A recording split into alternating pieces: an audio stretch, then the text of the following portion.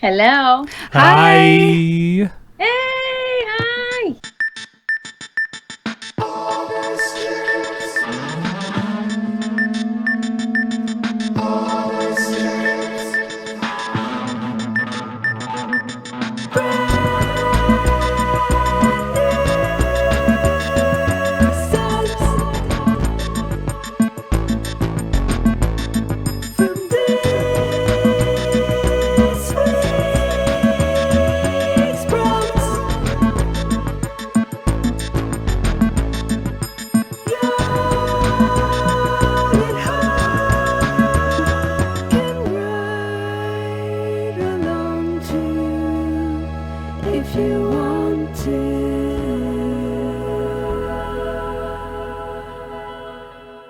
Welcome to Honest Jams, the podcast in which two friends made an agreement or concord of sound to write a new song Was each that week. The dictionary definition? That is literally the definition of symphony, which is our prompt today. I'm Walker. I'm Eyal.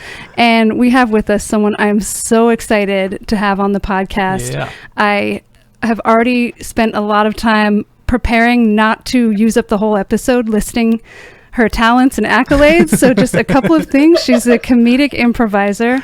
She's an animator, the artistic director of Curious Comedy Theater, which is Portland's only nonprofit comedy theater. Yeah. And most recently, songwriter and our friend. We have Stacy Hallal. Hi, Stacy. Hey. Hi. How's it going? Thank you so much for having me. I'm very excited to be here. Before we get into the songwriting chapter of your life that you've been exploring, I'm just curious because I was looking up symphonies, and two of the places that you've lived are huge symphony orchestra cities, Boston and Chicago. And so I was just wondering what your relationship was growing up. Did you ever get to go to the symphony, or? I don't remember ever going to the symphony in either place. I do know that growing up, like Boston Pops, they would always play the fireworks, the 4th of July fireworks and stuff like that. But maybe more in the sense of ballet, because the Boston Ballet is actually also one of the premier ballets in the country. And so that would be where I experienced symphonies the most, I guess. What was your relationship with music in general growing up? Well, I did not come from a very musical family. My mom did have each of us take piano lessons, which everybody unceremoniously quit except my sister Lauren, and she became the musical one. Mm-hmm. My family was very much about this is the this one and this is the that one. Which one were you? Which is I was the I was the emotional one, the one who cried a lot. But no, I think I was the smart one. Oh yeah. Which is so insulting to all my siblings. Who are also very smart. I mean, and that's the thing, my sister's also the funny one, but everyone is funny in my family. So it was interesting that she was the musical one. And then I did a couple of performances on my own. And I remember I did one, it didn't involve playing music. It was just this roller skating thing to the Muppet song, Moving Right Along. Oh, yeah. My two friends. Love Classic. And they were very shy, even more so than I am. And so we did a very poor performance in the 5th grade talent show, which my family never stopped making fun of me for. Oh. It was definitely earned in a certain amount, but also I think made me very afraid about performing and to perform. And then I sang in my talent show my senior year in high school because I was like, when is anyone ever going to let me sing on a stage again? So I tried out and I did it and got in and did the performance, but I hit 2 bad notes and the whole song was vibrato because I was so nervous that it came out vibrato. And I was just so ashamed of those bad notes. Yeah. I would think for years and years and years, think about that performance and feel burning shame. And then I went to college and had a musical boyfriend who I ended up being with for 7 years and marrying. And he took me to a drum shop and I wanted to buy a drum. And I remember being too afraid, and so I'm in college, too afraid to play the drum. in the store to pick the one I wanted. But we got one, and then I started playing music and doing drum circles and, venturing into music here and there. But I'm very much a beginner, and I have a lot of stage fright around it. Yeah. Well, I'm sure from just seeing people like coming up through improv and stuff like that, that there's something that happens with frequency where if you have just a few experiences, those become like your entire experience of the thing. But if you have like a lot of experiences, if you keep trying it over and over again, then those shitty experiences don't necessarily become like representative of the whole anymore. But it's hard to like break your way out of those. No, that's perfect. That's it. It is something I say all the time, and I have never applied it to my music experience until just now. But I say it all the time. Like, there's Chuck Jones autobiography. He's the director of like all the Warner Brothers, Bugs Bunny. Mm-hmm. He grew up, his dad kept starting new businesses, and every time he started a new business, he'd buy stationery and pencils with the business name on it. And then the business would fail, and he'd give the paper and pencils to the kids and then start the new business. So they grew up with an abundance of paper and pencils. Mm. And they all grew up to be visual artists in some way. You went to college, you had a professor who said, okay, you all have 200,000 bad drawings in you. The sooner you get them out, the better. Right. We may or may not have a drawer of 200 Honest Jams pens in this house at some place. Which were purchased before the podcast was even an idea. Yes. I love it. Merch is the best. So that's right. Every scene, if you've only done 10 scenes in your whole life in comedy, right, they're precious. Right. You remember every minute. But if you've done 10,000, those moments are put into perspective for sure. Right. So when you discovered musical improv, that must have been very freeing to incorporate music into that after having those, negative experiences. For sure. It was very scary, though, too, at first. And it took me a long time to get comfortable doing it. And the thing about comedy is it's a little bit of a mask. So doing musical comedy, I feel like as long as I'm singing in character, it doesn't matter if it's wrong. Because it doesn't, whatever that means. Like the thing that you'll like fail at is not like being yourself. Kind of. Yes. Which is like when you break it down like that. Terrible singer.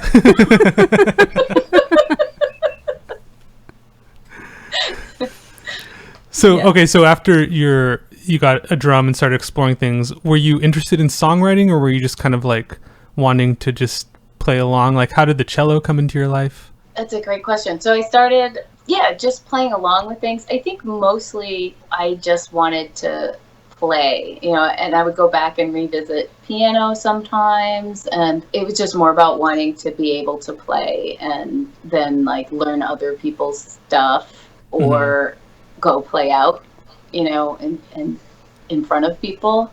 I just love playing music and wish I had started when I was 3. Like in my next life, I want to start cello when I'm 3 and do nothing else. Like that would be my focus. I'll be able to do anything and everything on the cello. And so I went through a lot of instruments like in band and stuff, and my dad interpreted that as the lack of commitment instead of like dating to find the right instrument. So he'd be like, why should I get you this? You're just going to quit after a while. But instead of being like, wow, she seems to be really interested in music, but she's searching for something. But it wasn't mean. He just wasn't a musical person, didn't come from a musical background. So that was just what he saw in his perception. And even when I went to college, I had a guitar. He didn't want me to bring my guitar because it would be a distraction. Huh. And so that the music and creative endeavors were a distraction to him. I mean, he was the first generation son of Syrian immigrants who worked his ass off, and you go to work and then you come home and you're with your family, so music or creativity isn't really a factor in there. So so I just kept trying different instruments and being around musical people. I'm just very drawn to musical people and being around instruments, and I would buy myself instruments and play them and trade them for other instruments.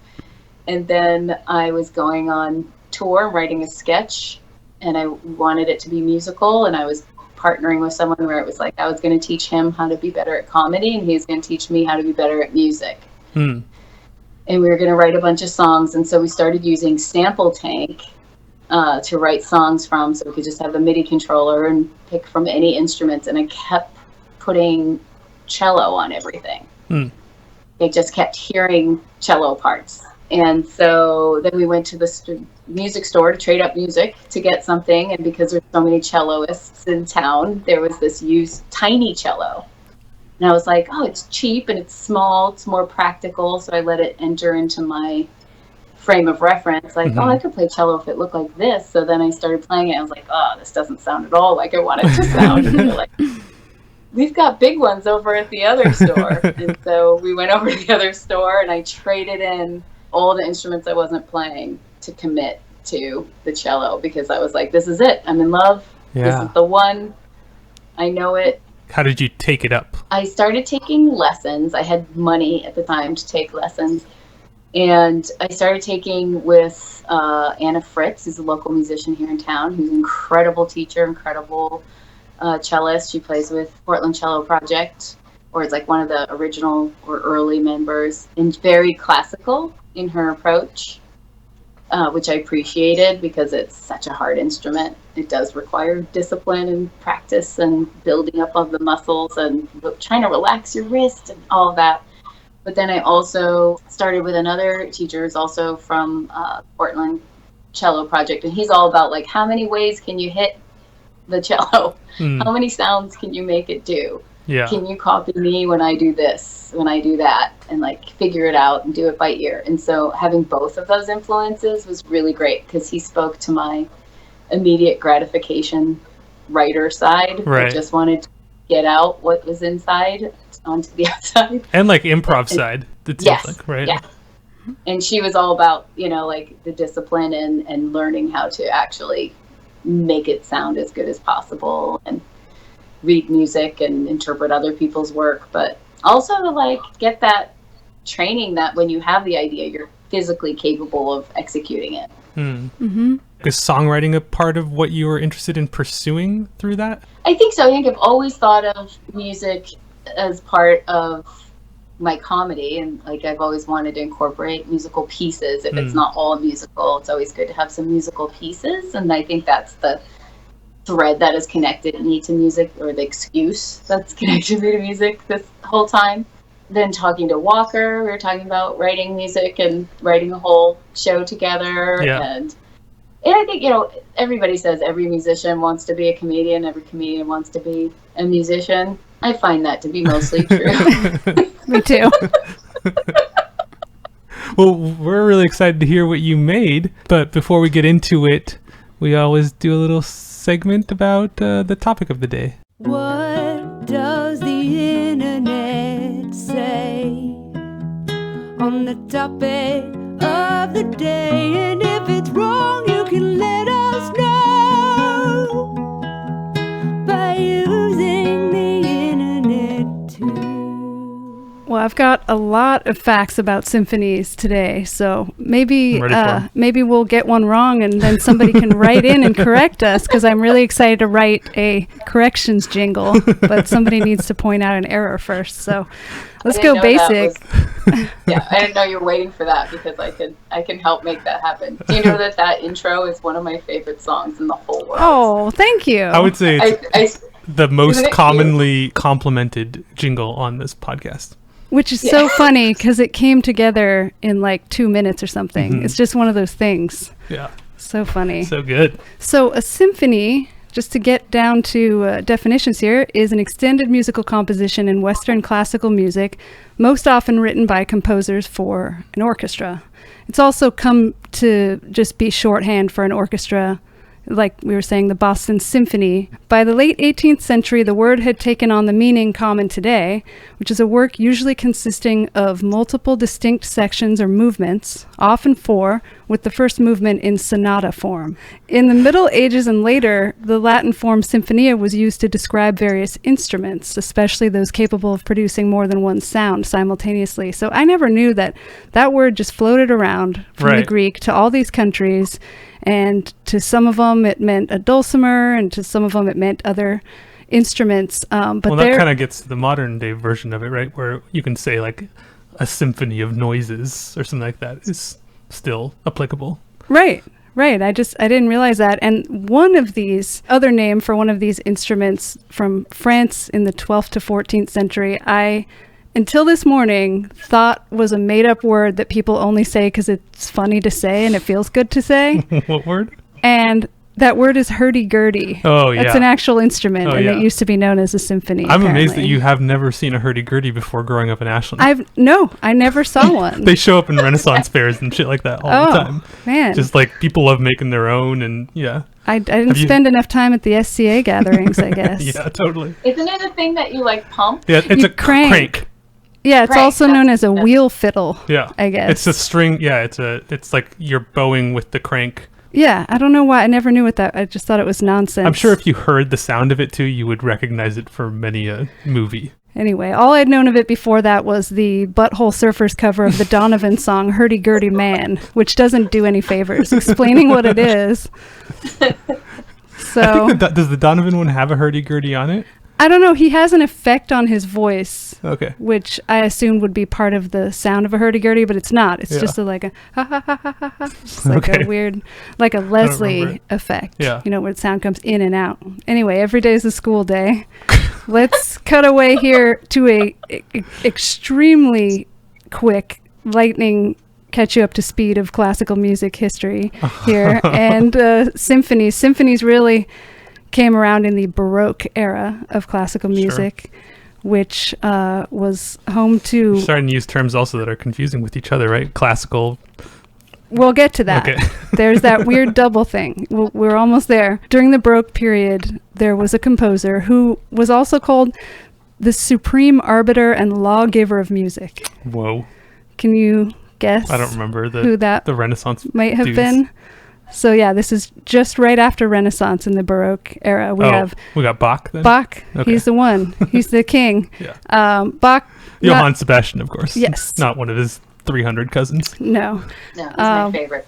So Bach was a renowned organist as well, and in addition to just writing a lot of amazing music, he was really influential in our tuning system, which led to the tuning system that we have today. Totally. So that's pretty amazing. Equal temperament, yo. Yes. Equal. Oh, you gave away an equal temperament joke I had later. That's okay. I bet it'll still go. So Bach was also, speaking of improv, like he was huge, like improvised a large amount of the works that he did, and he just had a job as like an organist, you're saying, and he was apparently like the rock star of his day, like. I didn't know he was an improviser. I mean, improvising was huge back in the day. Whoa. Yeah. He made a set of pieces called the Well-Tempered Clavier, which used that well-tempered tuning system, which was in opposition to the tuning system used at the time, which was called mean tone. Yeah. Which I didn't realize that, but it's kind of a badass name, I guess. But it has to do with it, like mean as in averages. Yes, it's not like a caddy. No. That means you can't change keys. Right. So you have to stop, tune everything, or get a different instrument entirely. So Bach was not having that. He wanted to modulate, yo. He wanted to do things in every possible key. So the well-tempered... To point out how Symphony is such a intense suggestion for a beginner songwriter. It really is. It wasn't our fault. No, we often I let the guests pick. I was like, okay, wow, cool. We're loose with the prompt it's true. Relationship to the song. It's true, as you'll see with the song that I created. So the well-tempered scale was on its way to evolving into what we have now, which is also a useful personality trait. Even-tempered. Okay. That was worse than... Okay, just edit that out. Definitely not. So there wasn't just Bach, there's Vivaldi and Handel too. Next was the classical era of classical music. Sure. So that's a little bit confusing, but that's where most of the classics are from. Beethoven, Mozart, Schubert. And Beethoven, I actually didn't know till I was reading about him today, was pretty radical. Oh, yeah. And political, and got away with a lot that you would not be able to in... Where do you live? It was so strict. It was... Vienna? Vienna, you're so right. Beethoven was unique. He was the first composer of symphonies who was addressing a public audience as opposed to a court audience or an aristocratic audience.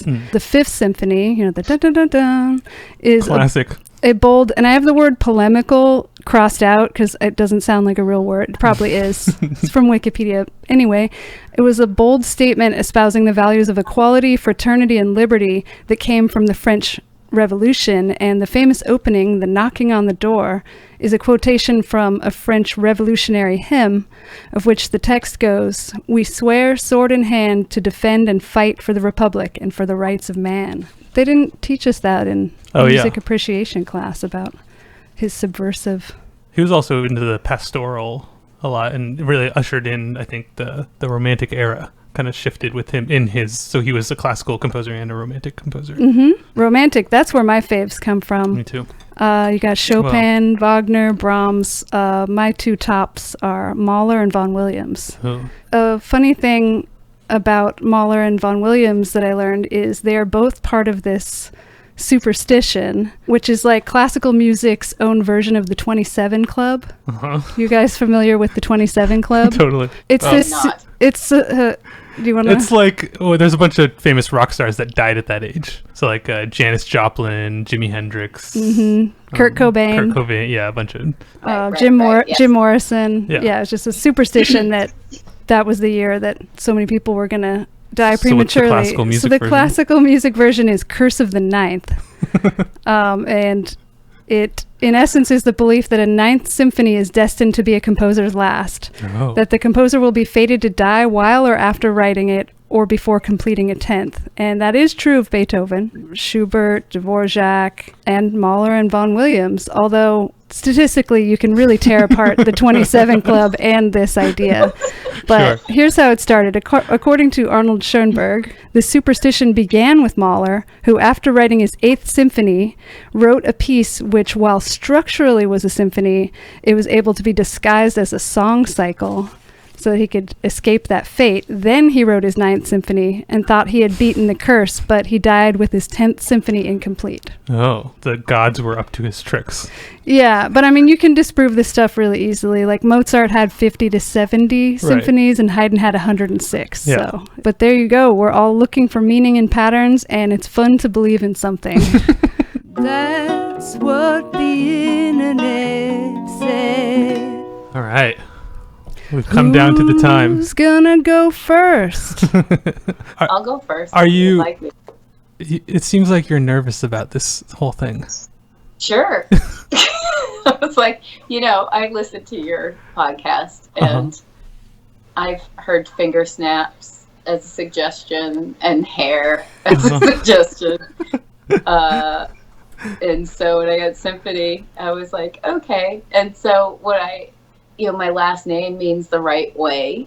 So when I'm presented with a challenge, of course, I'm like putting myself in I got to do this right. And I want to do a symphony. So I looked into the symphony, and then to understand a symphony, you have to understand a sonata, and then it's impossible. Yeah. I was like, everything's conflicting, and it takes a level of knowledge of musical theory that I don't have, and knowledge. Sure. So I don't have it either.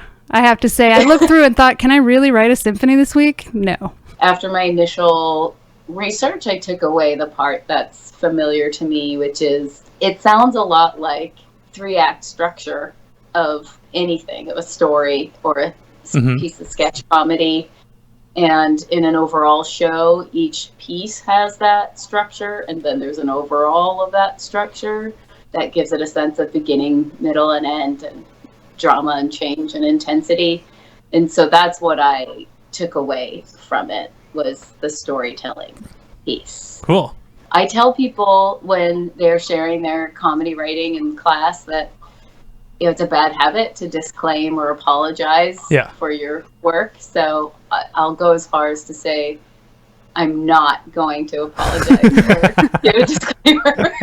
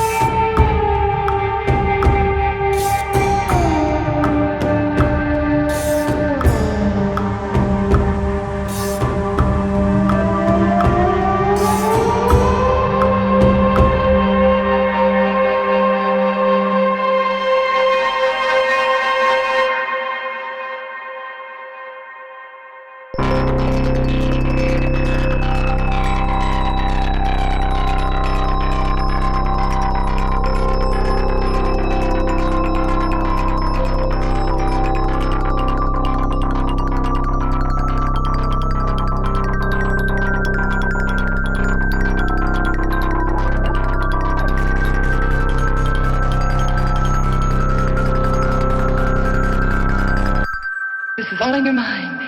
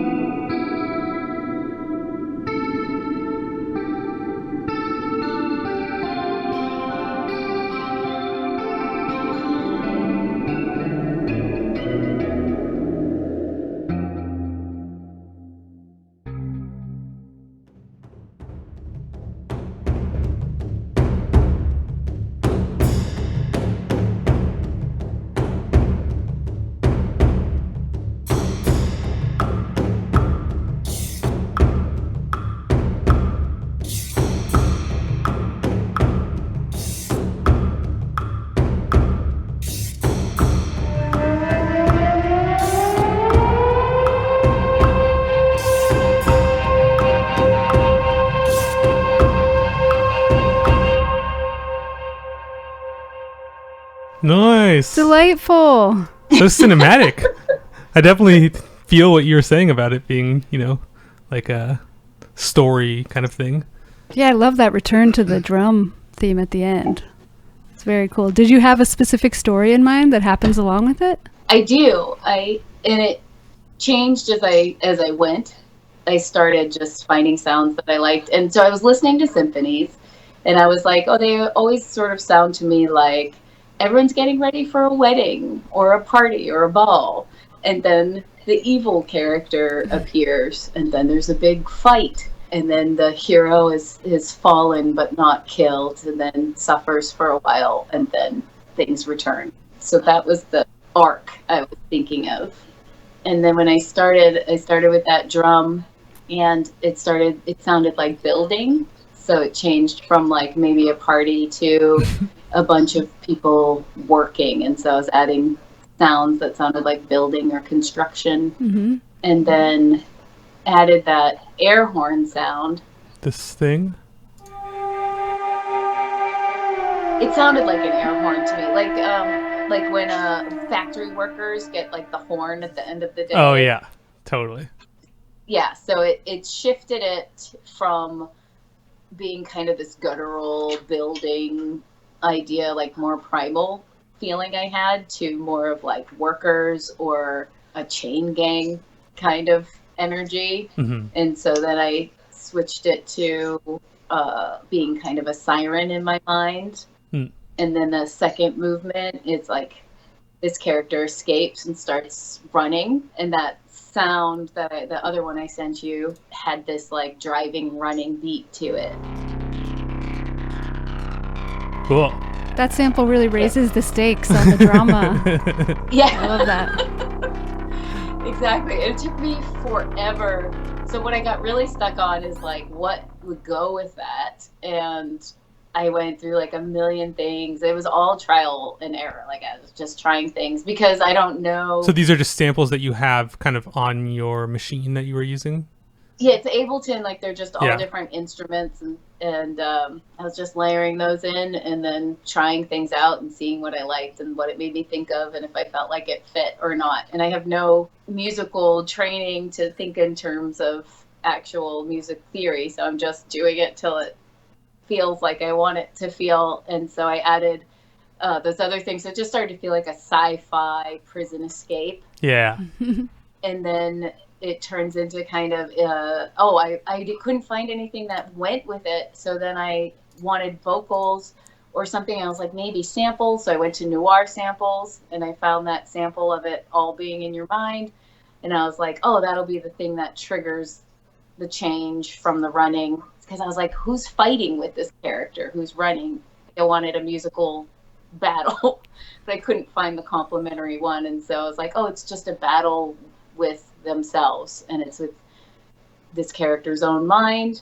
And so then they realize it's on their own mind, and then there's kind of the melancholy realization, hopelessness, little solo in there, and then it comes back to reality, back to the work, back there working, and then the horn comes in again at the end, the siren sound, and in my mind it's like, did he really escape at the end?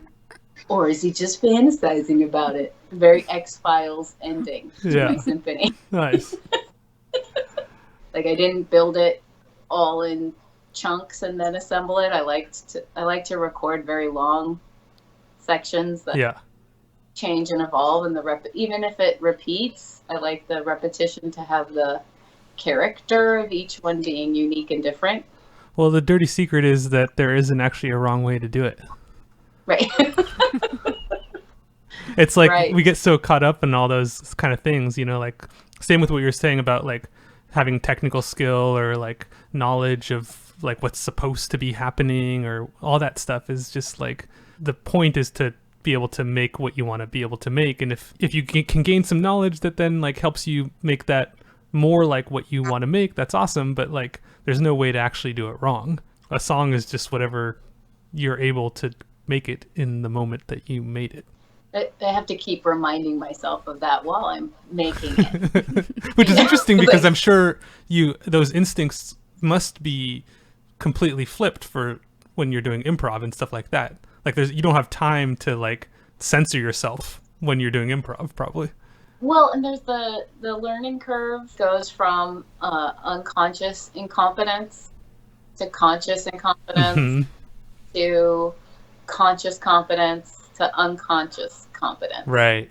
And so I've been doing comedy for 20 years, and it's been taking up a bulk of my time, teaching and coaching and performing. And so I think I have moved pretty, obviously at all times we're jumping around between those four phases, but I think I spend the majority of my time in unconscious competence, where now I can have a terrible day or be exhausted or get in a fight, walk on stage and still deliver a show. Like, it just turns on in my brain and I can just go. Yeah. And I'm very aware as an adult beginner that I am in unconscious incompetence. So I'm very shy about I couldn't even critique that piece from a educated place, if that makes, not that everyone should be, but you know what I mean? Like, if I create a comedic piece, I can look at it, critique it, make it better.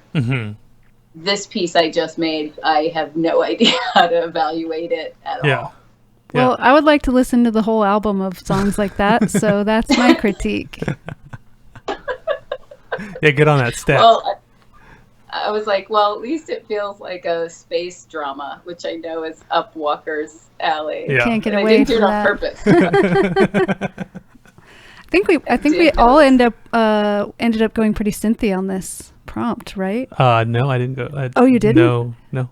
Eyal has made comments over the last day or two that he has gone into some weird territory, so I'm excited to see what that should we move on? Could be. Well, do you want to go first, though? You want me to go first? You should go. Okay. I'm too curious. Okay. You've been wanting him to go. And he keeps deferring it. Okay, so I went even more... I knew I was not going to write an orchestral symphony, but then I also looked up the word symphony at some point and saw, like this idea of just the colloquial term, just like a symphony of noises happening outside or that kind of thing. So I was like, I am just going to create a limitation where the only sounds that I can use are sounds that I record on Harney Street. So I just walked around Harney Street, recorded a bunch of sounds, and then created this piece out of those sounds. It's now a little bit. We're in Lentz in deep southeast Portland, so I expect there's some yelling. There might be some yelling. I mean, I allowed myself to like process the sounds, so it doesn't just like all just sound exactly like the thing itself. But I have some samples. I'll show you some samples after we listen to it. It's called the Harney Street Symphony. How you doing?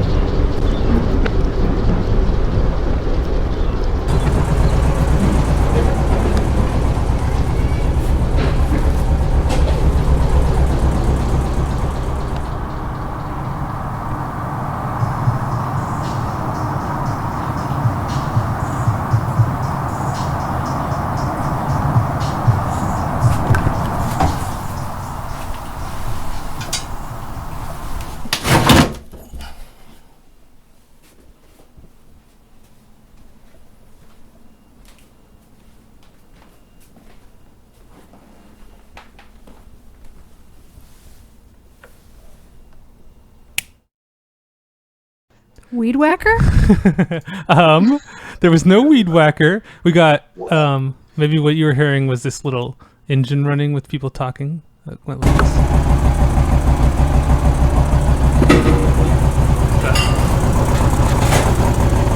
I thought there was another like engine revving up really quickly. We had a saw. There you go. Oh, it's a saw. With like music in the background. So is that the sound of Evan building a tiny That's home? Evan building a tiny home back there. We got Evan himself. How you doing? How you doing? That's Evan. Listen to some Marvin Gaye, it sounds like. Whoa, I want to stop. Then we got me walking on rocks.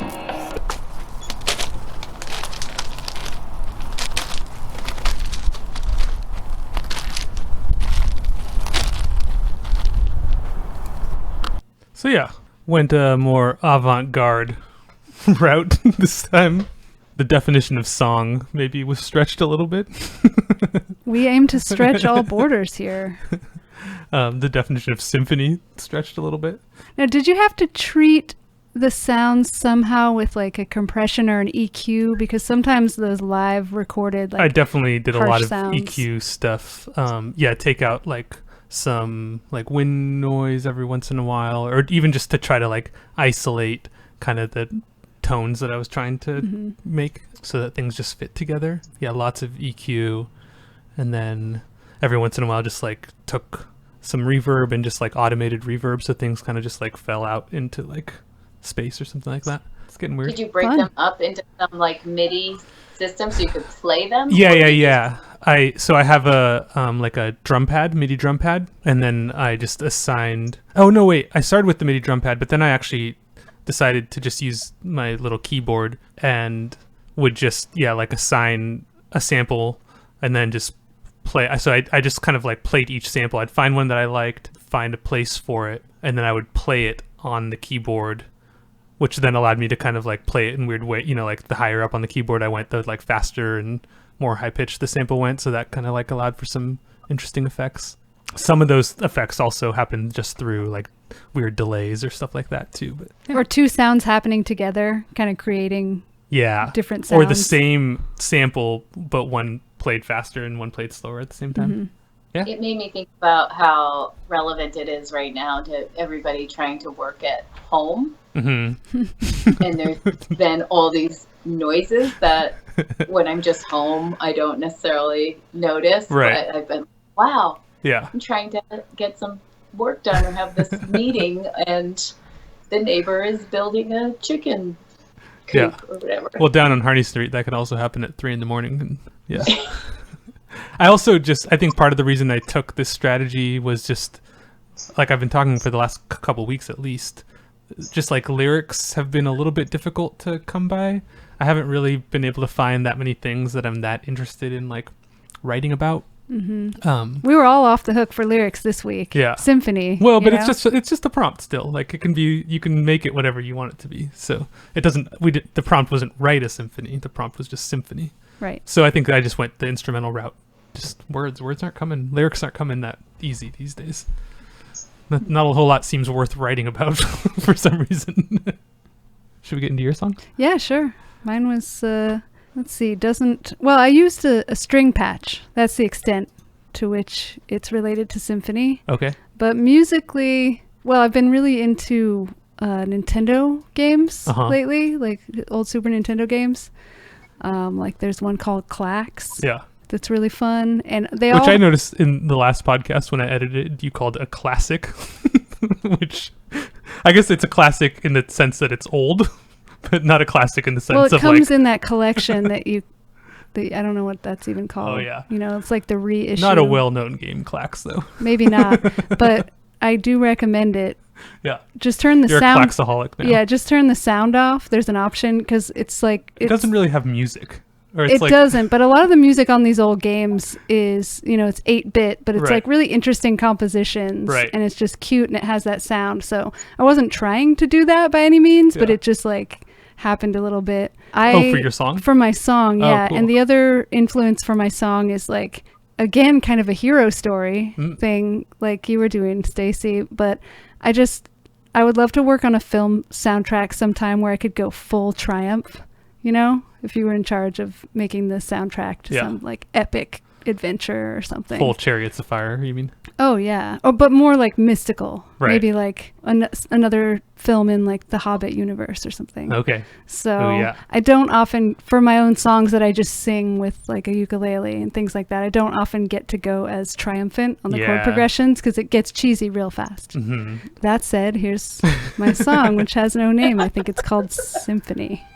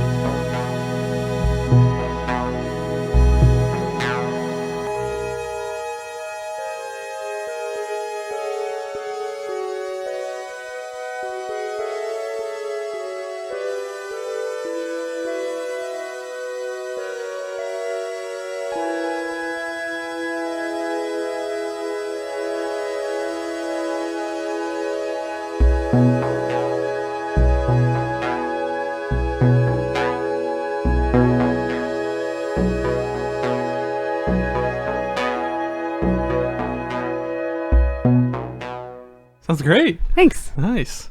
It's all just one synth, the Uh-huh. deep mind, and then vocals. So that meandery kind of drone okay. part at the beginning, I just kind of freestyled some vocals. And then it was fun because I took the metronome off that beginning part because there was no time. So I often double vocals. I went to double them and I'm like, oh, this is a Ain't lot no following harder that. to like follow my own weird thing that I made up. Totally. So I just zoomed in extremely close and just watched Yep. when I was changing notes Yep, and just been there. guessed. Yeah. So that was intense, but It is interesting how you can kind of like key into your earlier intuition though, you know? Like Mm-hmm. it would be way harder if it was somebody else's vocals. Like it wouldn't Right. feel as like natural in your body or something, but when you do that just random, it's like those people that like play along to people just talking, you know? Mm-hmm. Like how they can just kind of like feel the rhythm of it. Yeah, for the harder rhythmic parts, I ended up doing a thing where I just very slightly echoed the other part. So I'd hear the note change and then I would change and then I Nice. just scrumped the whole thing Nice. over to match. So there's little recording trickery involved on that one. But yeah, the rest is just layers and layers of keyboard. Can you hear the Nintendo influence? Oh yeah, sure. A little 8-bit. So your general vibes. idea though was that Symphony, you're just like, I'm going to make something that feels like orchestral kind of. Exactly. Yeah. Yeah. And then I was like, this is very 8-bit. So Mhm. the Symphony, I just found a string patch to start with and figured anything you can make with that synth patch is like, it's symphony enough. We keep it loose. We're all symphony enough. That's I started with cello, of course, but then yeah, it's just funny how you start with one intention and Right. then it finds its own path. Yeah. And if you don't honor the new path, you will spend day after day going back in. Like sometimes we end up with 2 or 3 versions of stuff, and we'll bring demos in. Of, Right. Well, I went this direction first and couldn't hack it. Moved it over here. So I was pretty faithful to this one, and because of that, it took many more hours than it probably would have if I would have just let it evolve more naturally. But instead, I was more like, no, Kinda this like was the cram it. idea. Yeah. You know. Yeah. So it's fun to make, regardless. Yeah. So thanks for being with us, Stacy.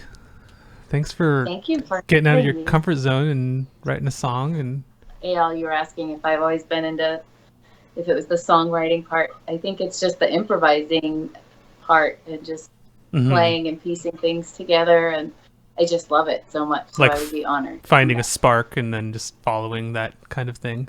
Yeah, I feel like when I play music, I am the most present in the moment ever. And playing cello or playing a drum kit is more complicated. You have everything going. And so I'm the most focused and the most present. And it feels good in my body and my heart and my soul. Oh yeah. So yes. Can I ask just a few improv questions because we Yeah. have you here? I'm just wondering if you notice off of the stage ways that you have an improv brain and like the quick fact recall and all of Well, that. definitely, I think in playing, and even just writing this song and playing music, every single choice I made, I had to see how it fit in and then be willing to change direction. Sometimes it was exactly what I expected. So this morning I woke up and I was like, in that long solo, I want there to be kind of a spacey, windy, outer space feeling thing. But I don't know this software that well, so I might find it or I might not. And so that one I just happened to find almost immediately. But last night I spent hours like with something in mind and I never found it, but I did find something that I liked better. And so like that balance of being willing to, you have to have a direction and then also be willing to change direction at any moment. It's just such like a grand paradox of living. And it's just like same thing with your beliefs, I think, is like I have my set of beliefs and my ethics and my code of conduct and behavior and my perspective on the world, but I don't hold on to it too tightly. I'm willing to let new information come in and redirect. And, I think being in this pandemic and this place that I've built for 12 years, and it's all that I have really, it's dominated my thoughts at all times, even probably when I'm sleeping. I'm trying to solve these puzzles of how to keep this small arts organization alive.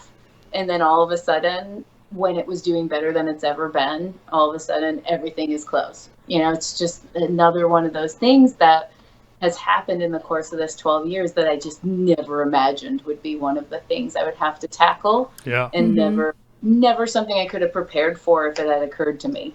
If 5 years ago I was like, better prepare in case there's a pandemic that closes down the world for 2 weeks to 2 years.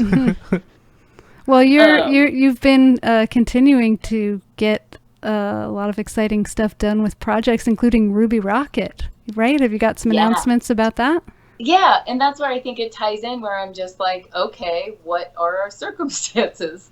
Well, here's this thing that I haven't had the time to focus on that I've really wanted to. And so we got Ruby Rocket. Comic book finally came in the mail. We've been waiting for that since January. And do you want to explain what Ruby Rocket is? Yes.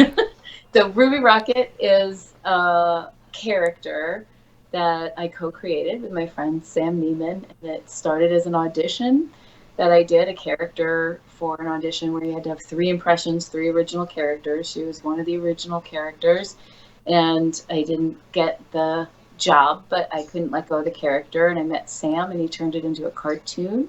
And then we made a webisode, like 5 more webisodes, and then it became a live show, and now it's a comic book and a podcast. And the live show was an improvised show where the characters are set, but what happens in the episode is based on audience suggestion. Yeah, and even the characters aren't set. There's only Ruby is always in it, and Rick can be in it. He's the only recurring character so far. When I first started doing it as a live show, it was me and 3 audience members. And I would sit them to the side of the stage, and I would call them into different scenes, and I would improvise with the audience members. And then after doing that a lot, like 50 or 60 times, I was like, I wonder what this would be like to do with actual improvisers. And so we started doing it, and it's just the most fun thing, and I'd love to do it all the time. So what are you releasing in relation to that now? So the comic book will be released. We're going to do an event with Colin Mockery, and we're just trying to reinvent how to do it online right now. Yeah. And he'll be in an episode, he and his talented wife, Deb, and some other great guests, but we'll be doing a release party for the comic book and for the podcasts. We have recorded 30 live shows, and so we've been editing those, and we'll be releasing those as a podcast series. Nice. And is there a way that people can support Curious right now too? Yes, they can go to curiouscomedy.org, and there's a huge donate button there. We're a 501c3 nonprofit, so donations are tax deductible for those who have some money. And if you don't have money and you still want to support Curious somehow, just staying in touch with us on social media and watching our shows and helping us promote our shows or classes and things like that is super helpful. Right on. Well, we gotta pick a prompt for next week, and unfortunately we can't let your brilliant improv brain pick a prompt for us because the person that's on next week has already created a song for next week. So next week's theme is the worst movie of all time. What would you say is the worst movie of all time? I can't remember. I gotta remember the name of it. It's got Buck Henry and Mike Nichols wrote this movie, and you may know it because they had to write a movie to get out of their contract. This company wouldn't let them out, and they had one more film, and so they wrote a film about talking dolphins. Have you heard of this movie? No. And like the government is developing this dolphin that can speak, and it's like, I love you, and it's as a way to train the dolphins to be a weapon somehow. And they intentionally wrote the worst movie that they could, and it's hilarious. I think it's like Charlton Heston in it or Yeesh. somebody crazy. Wow. I'll find it. Yeah. Sure. Maybe I'll write a song about it. We've got to find that. Yeah, I'll send you a link. I'll look it up. Stacy, thanks so much for being on the podcast. Yeah, thank you so much. Yeah. Well, there's only one thing left to say.